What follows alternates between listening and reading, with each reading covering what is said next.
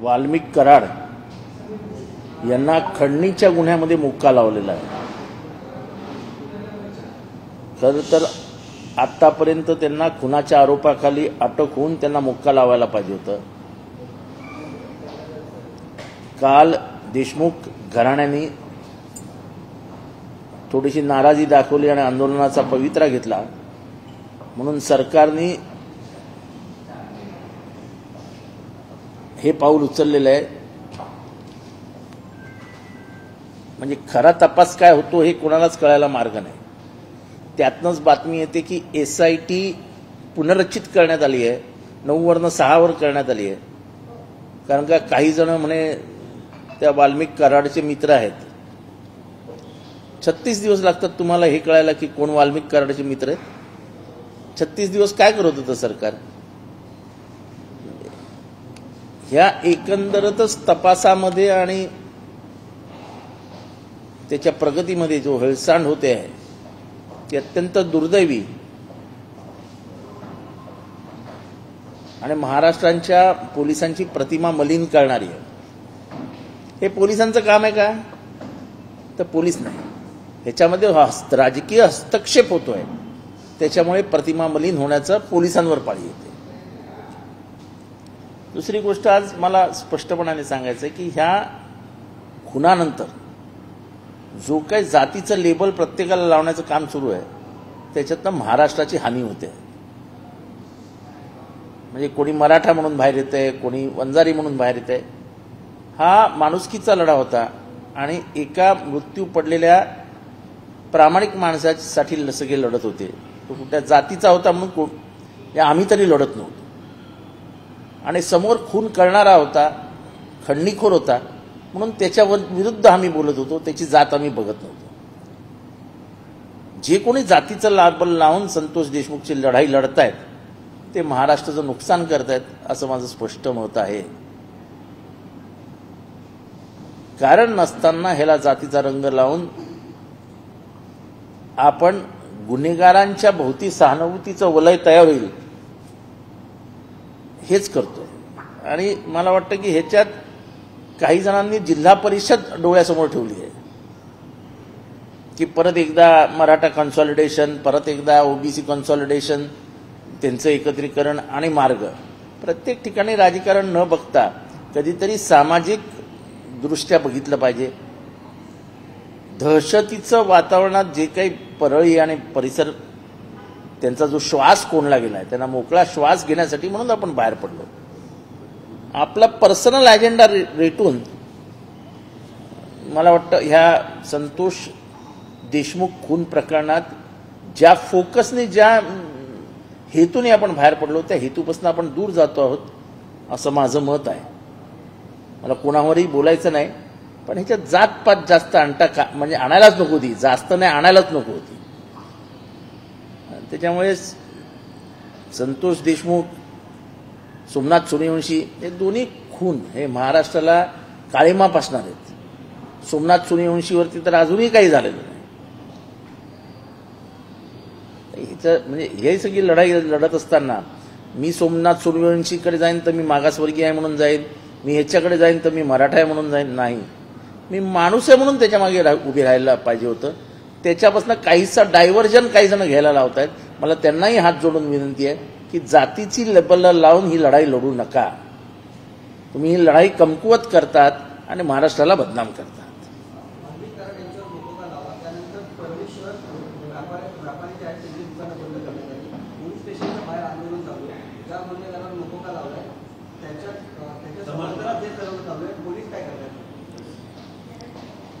Police काय करतात? गोट्या गीते नावाचा जो गुंड आहे ज्याने 48 रिव्हॉल्वरच्या प्रकरणात त्यांनी परवा पोलीस स्टेशनमध्ये जाऊन त्याच्यावरती 307 दाखल करा असं कोर्टाने सांगितल्यानंतर तो पोलीस स्टेशनला गेला आणि तिथे पोलिसांचा सत्कार केला।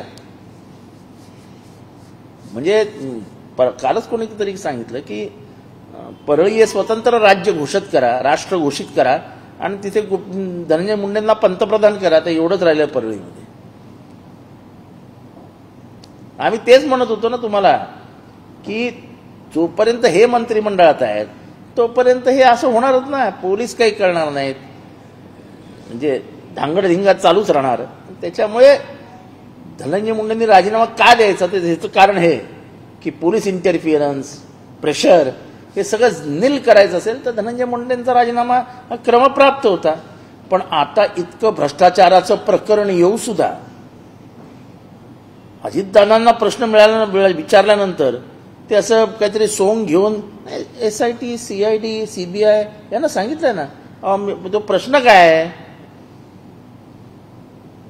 की वाल्मिक कराड यांनी गरीब शेतकऱ्यांकडनं पैसे घेतलेत आणि मंत्र्यांनी सांगितलंय की तुम्ही वाल्मिकांनाशी बोला. त्याचं काय करायचं आहे अजितदादा बोलायलाच तयार नाहीत.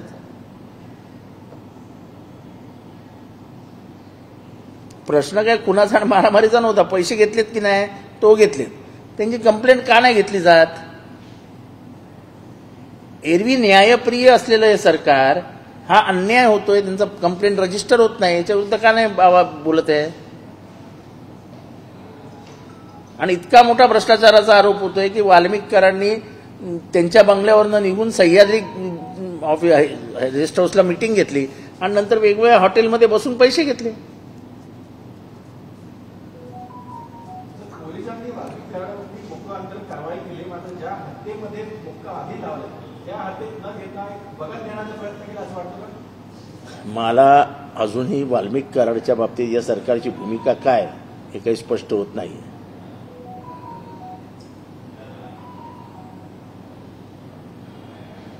त्याच्यामुळे आम्ही मोक्का कशासाठी का लावला, कशासाठी लावला हा प्रश्नचिन्ह माझ्यासमोर पण.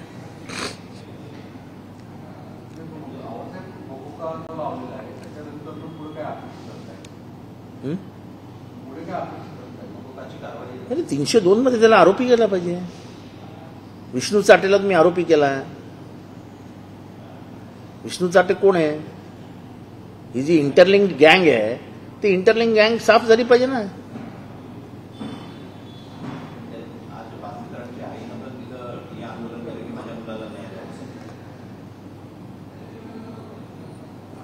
कुणाची आई करत असेल तर आईला आपला पोरगा प्रियच असतो ना. आई आई असते. हो काल जरांगे असेल किंवा देशमुख आहे तुमच्या भावांनी टाकीवर घेऊन आंदोलन केलं. आज देखील परळी प्रत्युत्तर होऊन वाल्मिक कराडांच्या समर्थनात आंदोलन होतं. टायर काढले जात आहे, एकमेकांच्या विरोधात सगळी ताकद पूर्ण वापरण्याचं काम आणि एकमेकांच्या विरोधामध्ये सगळं पोलरायझेशन करण्याचं काम होतं. हे फक्त एका बाजूने होत नाही ना. हे माझं तेच म्हणणं आहे की जातीचं लेबल लावून संतोष देशमुखचा चेहरा पुढे करून दुसरीकडनं वाल्मिक कराडचा चेहरा पुढे करून जे काही केलं जात आहे हे महाराष्ट्राच्या हिताचं नाही.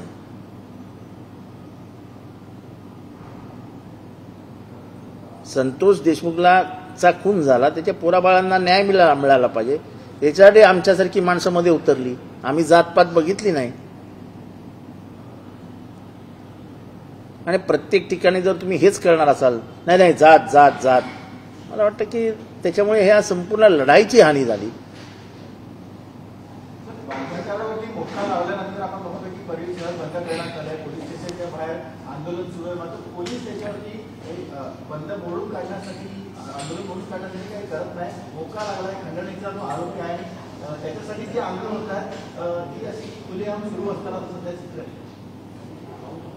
अजूनही अर्धे पोलीस स्टेशनचे अधिकारी वाल्मिक कराडने आणलेलेच अधिकारी आहेत.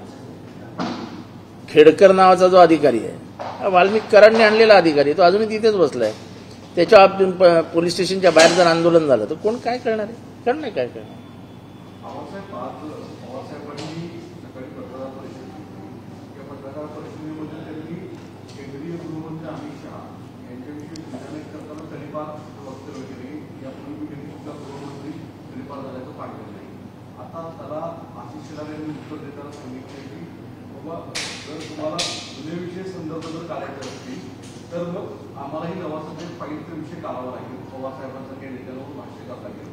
शरद पवार हे उद्धव ठाकरेंचे असे सल्लागार आहेत की जे पक्ष कसे फोडायचे किंवा गद्दारी कशी करायची आपल्या विचारधारांवर ते शिकवण्याचं काम करतात. आशिष शेलारांची समज किती आहे मला माहित नाही. पण लवासाच्या कुठल्याही फाईलमध्ये पवारसाहेब दोषी आहेत किंवा पवारसाहेबांवर नुसते विरोधी पक्षांनी आरोप केले होते. आरोपांमध्ये तथ्य किती होतं हे काय बघितलं नाही. कायद्यान्वये कोणाला जर तडीपार केला असेल तो तडीपारच आहे ना. पवारसाहेबांवर कायद्यानुसार कायद्याच्या कक्षेत काही करण्यात आलं नव्हतं.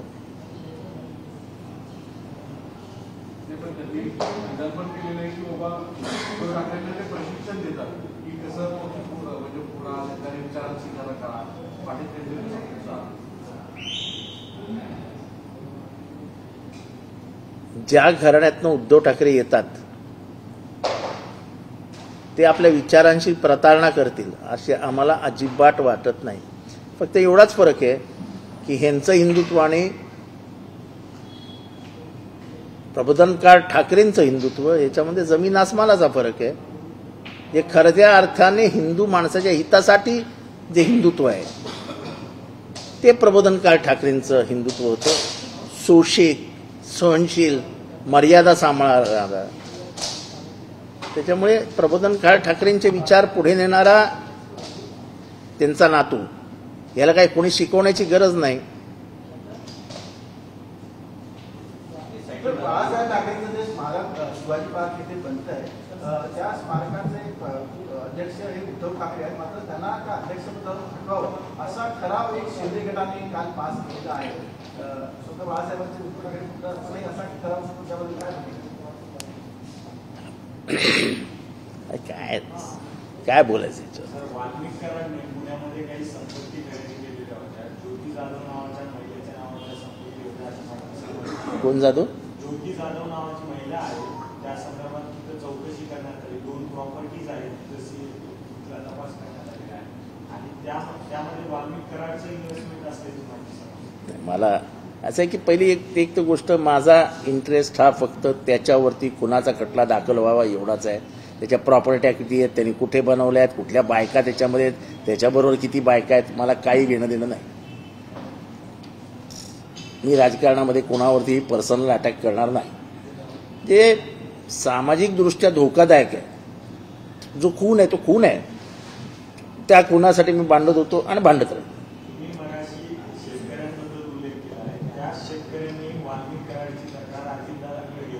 नाही, मला आश्चर्य वाटतं.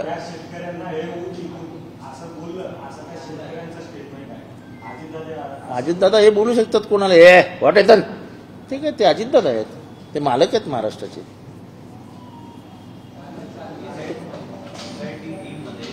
अधिकाऱ्यांची 36 दिवसांनी तुम्हाला कळतं ते वाल्मिक कराडचे मित्र आहेत. हे काय सरकार आहे का मस्करी आहे यार.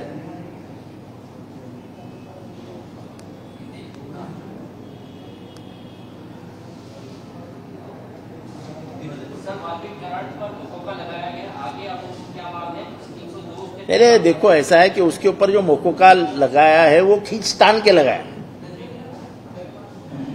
वो 302 का अभी तक आरोपी कैसा नहीं बना है. ये जो वसूली का जो मामला है वो और हत्या का मामला तुम अलग नहीं कर सकते हो. वो बिल्कुल चिपका हुआ मामला है.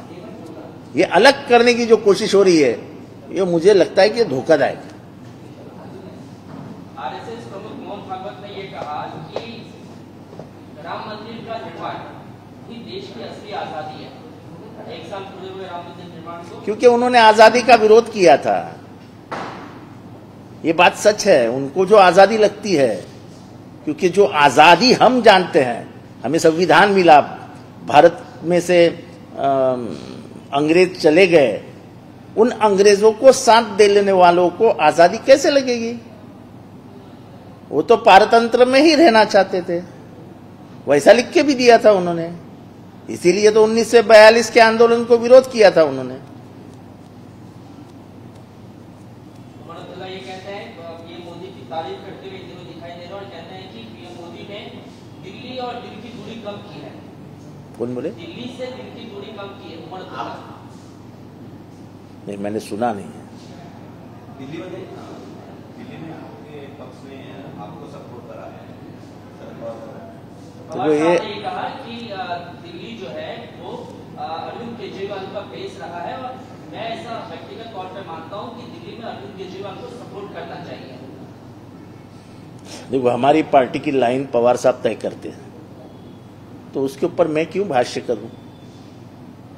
मेरा वैयक्तिक को तो कोई मत है नहीं। एक बार पवार साहब ने बोल दिया, अंतिम रिशा है वो।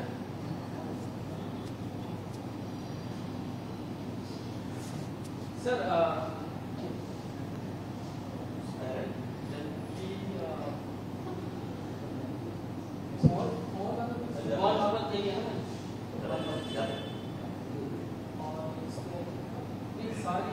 अभी आशीष शेलार इस तरीके से कह रहे हैं कि अगर आप इस तरीके से बात करेंगे अमीषा के बारे में तो हमको लवासा की फाइल निकालेंगे। अरे बिल्कुल निकालो, धमकाओ मत।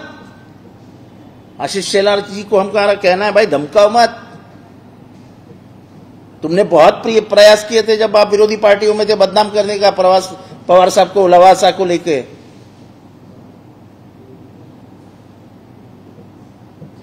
झूठ मूठ की बातें करके किसी को बदनाम करना, ये बीजेपी के खून में हमने बहुत साल से देखते आए हैं। देखो, तड़ीपार ये बात पवार साहब के मुंह से नहीं निकली है। कानूनन तौर पे उनको जो किया था तड़ीपार, उसके बारे में उन्होंने कहा तो गलत क्या कहा? उन्होंने खुद ढूंढ के नहीं लाया ना, ये ऐसा कुछ ढूंढ के नहीं लाया ना। जो कानूनन कार्रवाई हुई है उसके ऊपर उन्होंने कहा, अपने मन से तो उन्होंने कुछ नहीं कहा। जो तड़ीपार था तो उन्होंने कहा कि तड़ीपार थे, उन्होंने खूनी कहा क्या कि ये खूनी है? तो फिर ज्यादती होती। तो सरकार ने जो कार्रवाई की थी उसके ऊपर उन्होंने, और सभी थे उसमें, कोर्ट ये वो सब इन्वॉल्व थे, तो कोर्ट को गाली दो ना फिर।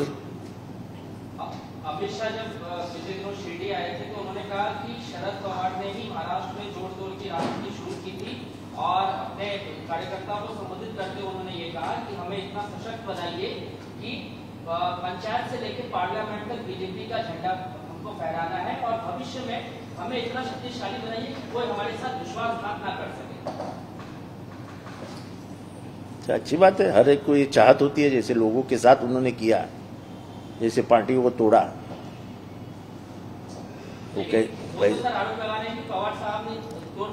ऐसा आरोप करने के लिए जाहिर सभा में कार्यकर्ताओं के ऊपर आरोप लगाने में उसको कोई ज्यादा महत्व देता नहीं, क्योंकि वो बात सिर्फ कार्यकर्ताओं का उत्साह बढ़ाने के लिए रहता है।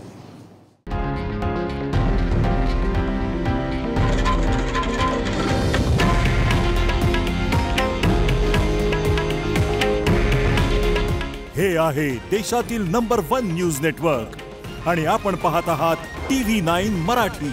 काळजी तुमची, हित महाराष्ट्राचं।